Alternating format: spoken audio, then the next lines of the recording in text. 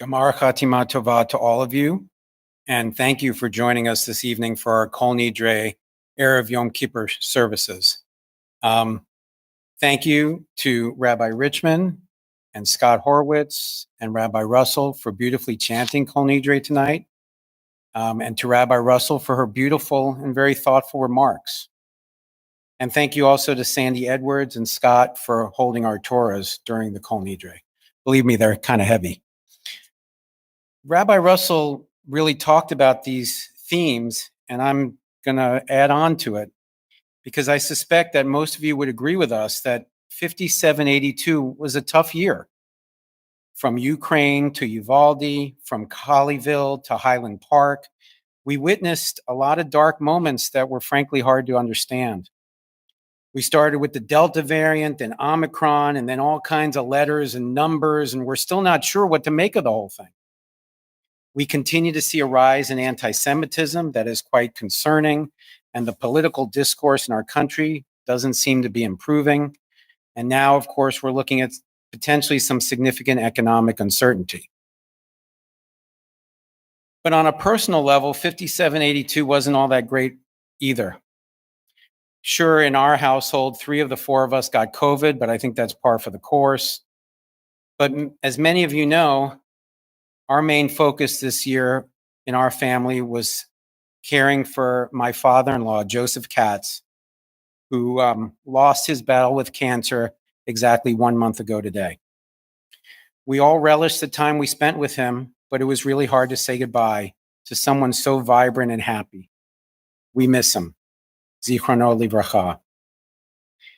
But for the Katz-Rappaport family, even during sad and dark days, we could always count on the support and love of our Beth Sholom community. Certainly that support came in obvious ways. Rabbi Russell and Rabbi Richmond checking in with us routinely, and then Rabbi Russell helping us through the initial mourning process and leading our Shiva minyan at our home. The morning minyan supporting us as we took that walk around the block on the last day of Shiva. Members of the board who filled in for me when I was unavailable. So many of you reached out with love and support. But the support we felt also came in less obvious ways. Moments at Beth Sholom that really lifted our spirits, as Rabbi Russell said. The many Beth Sholom bar and bat mitzvahs that we attended, each one special in its own way, and every kid brightening our hope for the future. The aufrufs and the weddings, as Rabbi Russell mentioned on Rosh Hashanah, the true miracle of 2 people meeting each other and starting a life together. Babies, if you ever need a fix, come to shul on a Tat Shabbat weekend or a joint Kabbalat Shabbat service and check out those cute babies and their families who have joined our community. Jews for Hot Cocoa, the program for our post B'nai Mitzvah teens. I don't know what goes on there, but those kids are having a lot of fun together, thanks to Adam Lowy. And finally, all of our centennial events, the tributes to Rabbi White and Rabbi Lou, and our iconic building, and of course, the gala, where we came together to celebrate the true milestone of a community that has stayed together for 100 years. Sharing these moments with you all has helped our family get through a tough year. Those moments kept us tethered to life and connected to friends.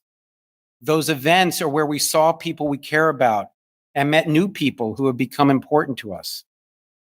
I hope that every one of you had your own meaningful moments this past year at Beth Sholom. And as we turn the page to 5783, my wish is for all of you to experience more of those meaningful moments in the year to come. And the good news is I truly believe those moments are readily available to all of us here at Beth Sholom. We have an incredibly strong rabbinic team with Rabbi Russell at the helm and Rabbi Richmond in support. And that's not just my opinion. When Rabbi Bradley Artson, the dean of the Ziegler Rabbinical School, was with us visiting in May, he said that Rabbi Russell, he believes, is the best rabbi in the entire conservative movement. And then add to it what a treasure Rabbi Richmond is and the depth that she brings to our community. We also have new office staff to support the rabbi and the congregation. We want to build a model for customer service that addresses the many needs of our congregation. We know we're not quite there yet, but our staff, led by Vera, Jenny, Hillary, Adi, Italina, Alan, and Marlene, they're all working hard to achieve it. We have a remarkable team of educators. I already mentioned Adam, but we're really fortunate that Dale Kleisley stepped up to lead our preschool, and happy to have hired Talia Arnon as our assistant director. The school and the children are in great hands with Dale, Talia, and all of our teachers. And I'm proud to report that at Dale's suggestion, we are providing a full preschool scholarship for a 3-year-old Ukrainian girl whose family fled the war and are now rebuilding their lives in San Francisco. We have numerous adult learning opportunities, minyan every morning, and wonderful and varied Shabbat offerings. We can pretty much serve all your Jewish needs. Of course, in order to make this happen, we need your help. As you know, this Kol Nidre appeal and our spring celebration are the two main fundraising campaigns that we run each year. Last year, thanks to your generosity, we exceeded our fundraising expectations at both of these events. We not only need your help again this year, we need it even more. Our expenses rise with inflation. Costs to maintain the building are up. Programming costs are up. Security costs are up. Kiddush expenses are up. We are committed to paying our employees fairly, and salaries and benefits are 75% of our expenses. And we are committed to finding a solution to upgrade our school building. That building was built in 1960 and has not undergone any major refurbishment since. There are basic electrical, plumbing, and infrastructure needs, but also the layout doesn't support the modern preschool curriculum that Dale and Talia are teaching. We will be sharing a lot more about our plans for the preschool in the coming weeks. While we know we raised our membership dues, we will never turn anyone away who cannot afford them. That said, dues do not cover the full expenses of the shul. Every year we have a gap of approximately $2,500 per family between the revenue we receive from dues and the cost to run the synagogue. No matter what your situation is, I ask you to give something, and if possible, I ask you to stretch what you give.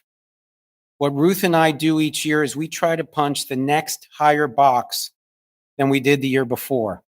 And then we punch an additional box just to add a little something to help out. If you're able, please consider doing the same. Many of you received the pledge form in the mail, and if not, it will be on its way or we can get you one. You can make your pledge in lots of ways. You can mail your card, you can bring it tomorrow, you can go to our website after the holiday and pledge there, or you can even call our office and we'll take care of you. As I've shared from my very personal experience, Congregation Beth Sholom is a place that can give back more than you even give it. Everyone here has already planted seeds at Beth Sholom, but for us to continue to grow, we need your continued support because we all want to be here for each other for another 100 years. On behalf of the entire board, our rabbis, and our staff, I thank you all for listening. We look forward to seeing you tomorrow morning when services begin at 9 a.m., Yizkor at approximately 11 a.m., and we hope you'll be able to be with us throughout the day, whether it be for Yizkor, family services, Musaf, Mariv, Nila, meditation, or Adam Lowy doing live interviews with surprise Beth Sholom guests. I can say with a high degree of certainty that we really do have something for everyone at Congregation Beth Sholom.